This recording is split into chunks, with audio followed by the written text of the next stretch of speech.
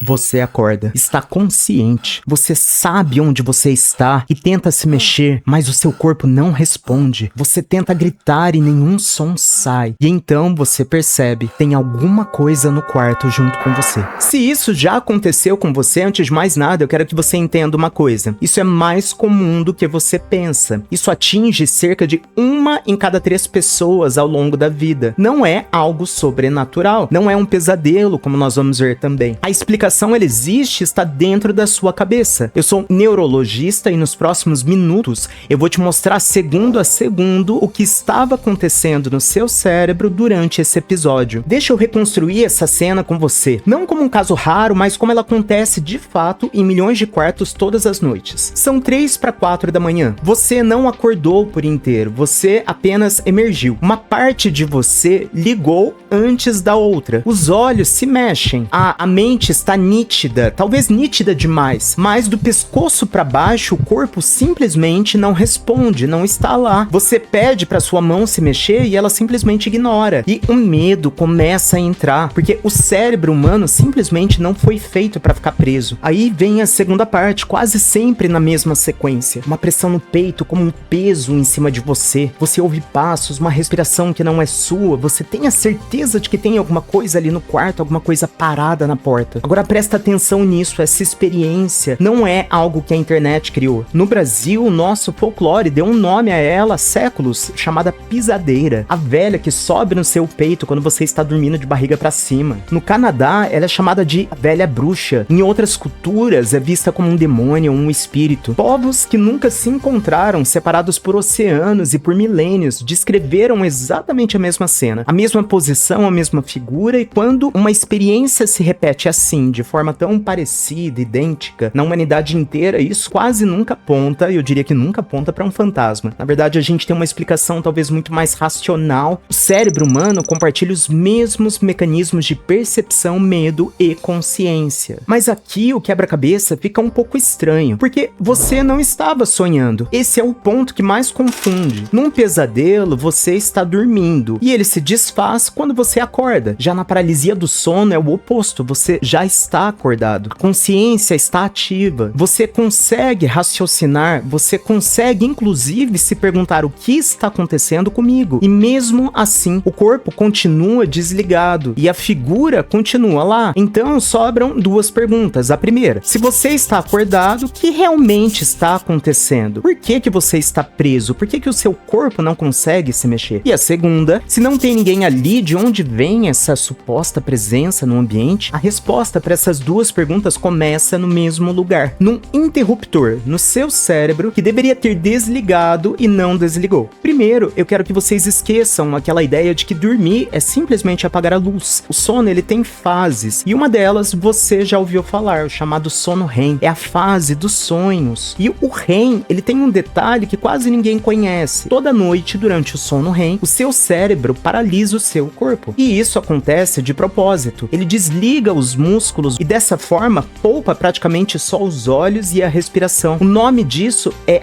atonia. E existe um motivo muito importante para isso. Para impedir que você simplesmente atue durante os seus sonhos, que você vivencie eles. Se você sonha que está correndo, é a atonia que vai impedir que as suas pernas chutem a parede. Ou seja, ficar paralisado enquanto se dorme não é um defeito, é o normal. Esse erro da paralisia do sono é o outro, é uma questão de tempo, na verdade. Pensa no seu cérebro saindo do REM como 2 chaves que precisam virar. Uma delas liga a consciência, ou seja, ativa sua mente, os seus pensamentos, e a outra liga o seu corpo, ou seja, devolve o movimento ao restante do corpo. Numa noite comum, as 2 viram quase simultaneamente, você acorda inteiro. Na paralisia do sono, elas se desencontram. A chave da consciência vira primeiro, já a chave do corpo acaba atrasando, e por alguns segundos, às vezes, alguns minutos, inclusive, você existe nesse intervalo entre elas. Uma mente totalmente acordada, presa dentro de um corpo ainda nesse modo de sono. Os cientistas já localizaram esse mecanismo num pequeno circuito no tronco cerebral, que comanda esse desligamento usando mais de um freio químico ao mesmo tempo. O nome dele não importa pra você, mas importa entender que ele é real, que ele é físico, e que naquela noite ele simplesmente não recebeu o aviso de que você já tinha acordado. Mas isso explica só a primeira pergunta, por que que o corpo trava? Agora falta a parte que eu acho mais perturbadora, é aquela figura no quarto.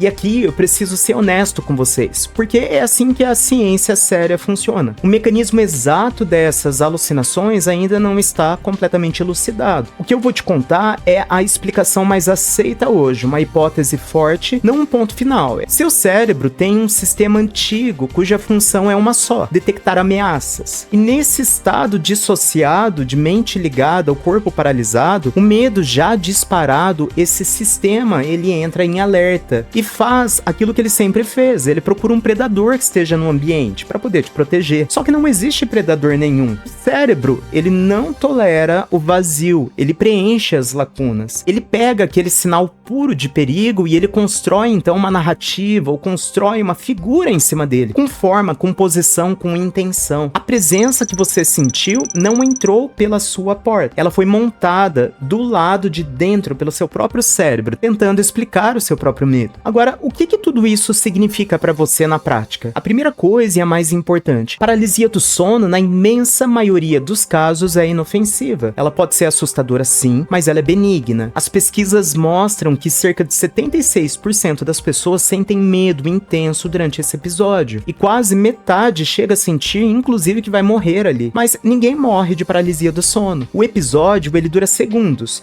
no máximo poucos minutos, 1 ou 2, e sempre termina sozinho. Só de saber isso, eu sei que o próximo episódio vai te assustar menos. A segunda coisa, dá pra reduzir a frequência desses eventos, e não é com remédio como primeira escolha. Os gatilhos mais consistentes, inclusive, são bastante banais. Por exemplo, dormir pouco, os horários de sono bagunçados. O cérebro, ele entra nesse estado REM de forma mais caótica, quando a sua rotina é mais caótica. E tem um fator quase ridículo de simples, que é a posição em que você dorme. Dormir de barriga pra cima está associado a mais episódios de paralisia do sono. Lembra da pisadeira que ataca quem dorme virado pra cima? O folclore acabou percebendo esse padrão muito antes de a ciência conseguir mensurá-lo. E se você acordar no meio de um episódio, o instinto é lutar, é mover o corpo todo de uma vez. E isso acaba piorando o pânico. O que as pessoas relatam como mais eficaz é o contrário, que você concentre tudo no movimento mínimo, por exemplo, na ponta do seu dedo, os olhos, a respiração, e lembrar que aquilo é o seu cérebro num descompasso de tempo e que logo vai passar. Agora, um alerta responsável e importante, isso daqui é o neurologista falando. A paralisia do sono sozinha, de vez em quando, não exige nenhuma investigação, mas se ela vem acompanhada de outros sintomas, por exemplo, sonolência intensa durante o dia, daquele tipo que você se pega trabalhando, dirigindo, conversando e de repente você apaga, esse conjunto pode apontar para um outro diagnóstico, uma outra condição relacionada ao sono chamado narcolepsia. É um sinal, então, de você procurar um neurologista, um médico especialista em sono. E deixa eu te perguntar uma coisa que responde para mim nos comentários. Você já teve paralisia do sono? E quando você estava durante esse evento, o que você viu? O que aconteceu com você? Descreve sua experiência aqui para mim. Você viu uma sombra? Você ouviu algo, uma presença sem forma? Isso daqui vai ser bem interessante. E fica aqui uma última pergunta no ar. Hoje você viu seu cérebro fazer algo que ninguém te pediu. Ele te prendeu acordado dentro do seu próprio corpo. Agora pensa o contrário. E se ele consegue te manter consciente onde você deveria estar inconsciente? Será que dá pra gente usar isso ao nosso favor?